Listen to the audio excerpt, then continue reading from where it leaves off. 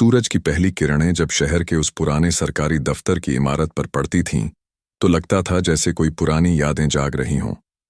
दफ्तर का नाम था जिला विकास कार्यालय, जहां कागजों की खटखट, फाइलों की धूल और चपरासियों की भागदौड़ रोज की दिनचर्या थी। इसी दफ्तर में काम करती थीं राधा शर्मा, एक तेज तर्रार महिला अधिकारी जो सहायक विकास अधिकारी के पद पर तैनात थीं। राधा की उम्र करीब 35 साल थी। लंबे काले बाल, तेज नजरें और एक ऐसी मुस्कान जो किसी को भी अपना बना लेती। उन्होंने एमए की डिग्री ली थी और संघ लोक सेवा आयोग की परीक्षा पास करके इस नौकरी में आई थीं।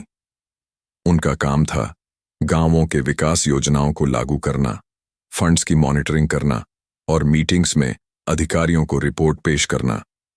राधा को उनका काम पसंद था क्योंकि इससे उन्हें समाज सेवा का मौका मिलता था। लेकिन उनकी जिंदगी में एक ऐसा राज था जो दफ्तर के हर कोने में फुसफुसाहट का कारण बनता था। उनका पति, जो अब तलाकशुदा था, इसी दफ्तर में चपरासी के तौर पर काम करता था। जी हां, रमेश कुमार, जो कभी राधा का जीवन साथी था, अब उसी इमारत में झाड़ू लगाता, चाय पहुंचाता और फाइलें इधर से उधर ले जाता।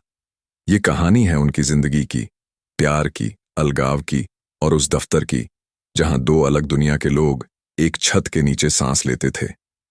कहानी की शुरुआत होती है 10 साल पहले से, जब राधा और रमेश की शादी हुई थी। राधा उस वक्त कॉलेज में पढ़ती थीं, जबकि रमेश एक छोटे से गांव से शहर आए थे, 10वीं पास और नौकरी की तलाश में। रमेश के पिता एक किसान थे और घर की गरीबी ने उन्हें मजबूर किया कि वह कुछ भी करके परिवार चलाए।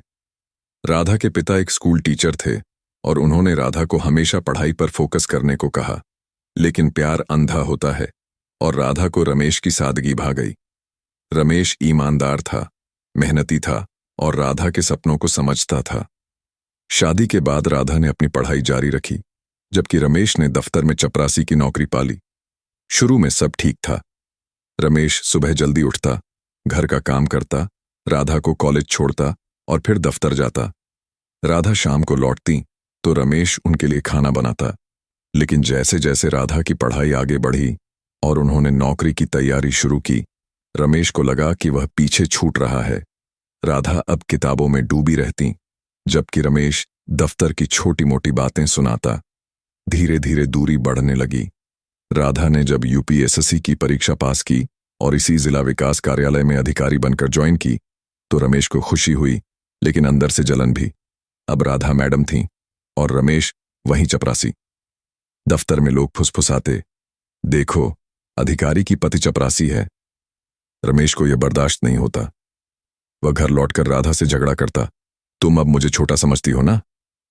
राधा समझाती, नहीं रमेश, हम दोनों मेहनत कर रहे हैं। लेकिन रमेश का अहंकार बढ़ता गया। दफ्तर का माहौल हमेशा व्यस्त रहता। सुबह 9 बजे से शाम 5 बजे तक फाइलें घूमती, मीटिंग्स होती और चपरासी जैसे रमेश भागते दौड़ते। राधा अपने केबिन में बैठी रिपोर्ट्स तैयार करती।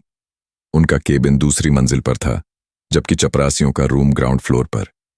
लेकिन कभी कभी रमेश को राधा के केबिन में फाइलें पहुंचानी पड़ती। ऐसी ही एक सुबह राधा मीटिंग की तैयारी कर रही थी जब रमेश फाइल लेकर आया।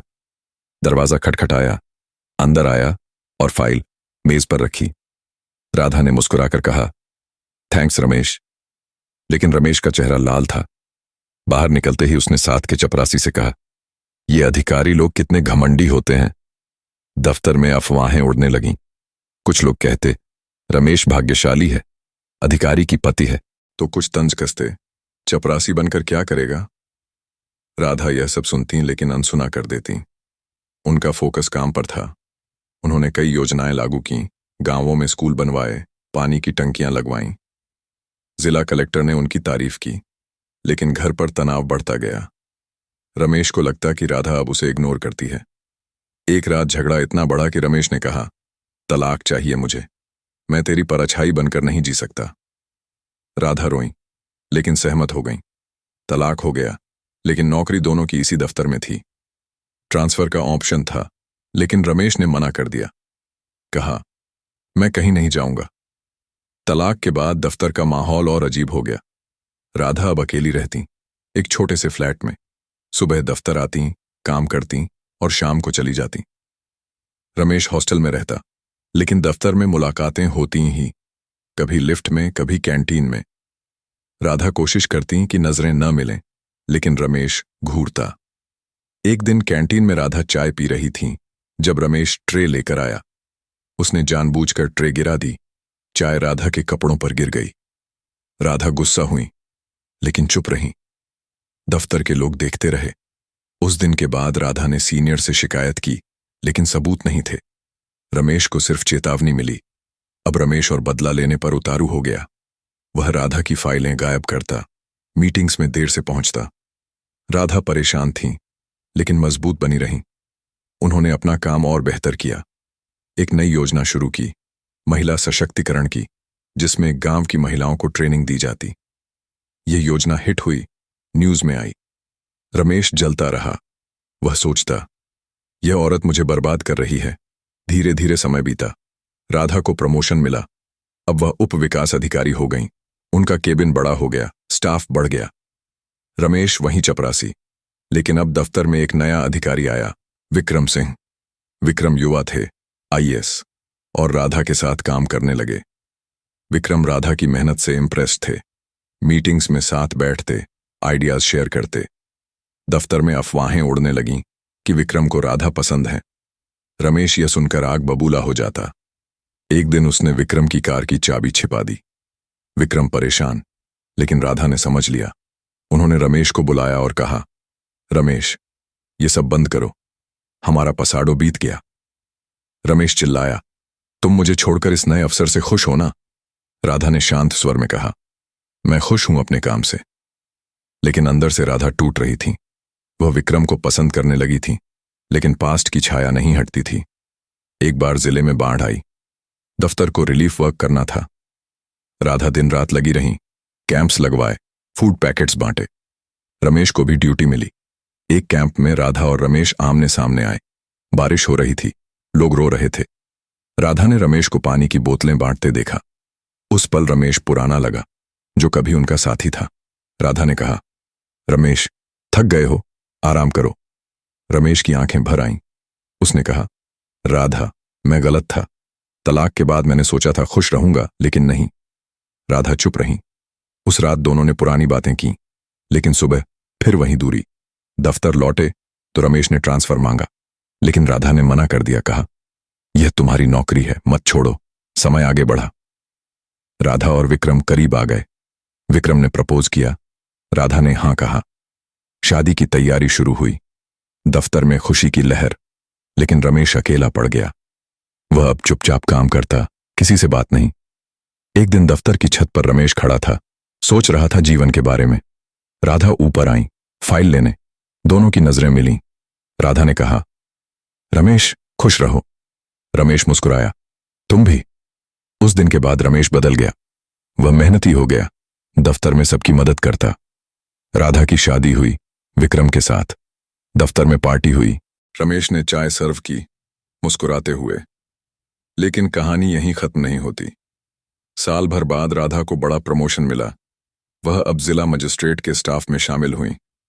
रमेश को भी प्रमोशन मिला, सीनियर चपरासी बना। दोनों अब अलग अलग सेक्शन में, लेकिन दफ्तर की दीवारें गवाह हैं उनकी यात्रा की। राधा कभी कभी सोचती, जीवन कितना अजीब है। एक चपरासी का पति से अधिकारी की पूर्व पत्नी तक, लेकिन उन्होंने सीखा कि जिंदगी मेहनत और सम्मान से चलती है। रमेश ने सीखा कि अहंकार बर्बाद करता है। दफ्तर आज भी वही है, फाइलें घूमती हैं, लेकिन अब फुसफुसाहटें कम हैं, क्योंकि राधा और रमेश दोनों ने अपनी जगह बना ली है। यह कहानी है प्यार की, अलगाव की, और उस दफ्तर की जहां पद छोटे बड़े नहीं, इंसान मायने रखते हैं। इस कहानी की सबसे बड़ी सीख यह है कि जीवन में पद, प्रतिष्ठा या सामाजिक स्थिति से ज्यादा महत्वपूर्ण है आत्मसम्मान, मेहनत और रिश्तों में समझदारी रखना। अहंकार और जलन हमें अंदर से खोखला कर देते हैं, जबकि क्षमा और आगे बढ़ना नई खुशियां लाता है। उदाहरण के लिए, रमेश ने शुरू में राधा की सफलता से जलन महसूस की और तलाक लेकर बदला लेने की कोशिश की, जिससे वह खुद दुखी रहा और दफ्तर में अकेला पड़ गया। लेकिन जब उसने अपना अहंकार त्यागा, मेहनत की और राधा को माफ करते हुए आगे बढ़ा, तो उसे प्रमोशन मिला। और मन की शांति भी। ठीक वैसे ही जैसे एक पेड़ की जड़ें मजबूत होने पर ऊपरी शाखाएं चाहे कितनी ऊंची चली जाएं, पेड़ स्थिर और फलदार रहता है, वरना टूट जाता है। इस कहानी में राधा और रमेश की जिंदगी हमें समाज, रिश्तों और नौकरी की दुनिया के बारे में बहुत कुछ सिखाती है। दर्शकों से मैं पूछना चाहता हूं, अगर आपकी जगह राधा होती और आपका पूर्व पति उसी दफ्तर में आपके अधीन काम करता, तो क्या आप उसे ट्रांसफर करवाने की कोशिश करती या फिर अपनी मेहनत से स्थिति को संभालती? और क्यों? अगर यह कहानी आपको प्रेरित करती है, कमेंट में बताएं कि आपको इस कहानी से क्या सीख मिली। प्यारे दोस्तों, आपको ये कहानी कैसी लगी कमेंट बॉक्स में ज़रूर बताएं।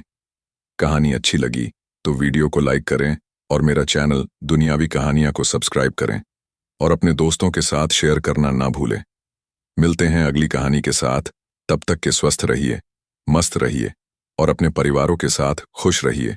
पूरी कहानी देखने का आपका दिल से धन्यवाद।